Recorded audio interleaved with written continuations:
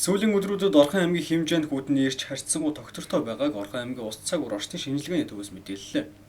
Тухайлбал Баян өндөр сумын хэмжээнд өдөртөө хасах 14-өөс хасах 17 градус, шөнөдөө хасах 18-аас хасах 22 градус хүйтэн, харин Жаргалан суманд шөнөдөө хасах 22-оос хасах 27 градус, өдөртөө хасах 14-өөс хасах 17 градусын хүйтэн байлаа. За мөн энэ 7 хоногоос эхэлж нийт нутгаар хүйтэн ирж чангарч цас орох нэ.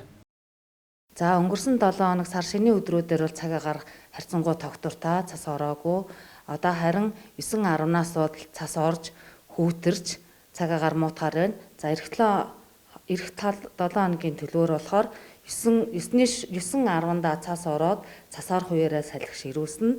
Тэгээ хүүтний ирж чангарч Баян өндөр сумандаа болохоор шөнөдөө 22-оос 27, Жаргалан сумдаа 27-оос 32 градус хүйтэн, өдөртөө болохоор нийт нутгаараа 13-аас 18 градус хүйтэн байхаар байна.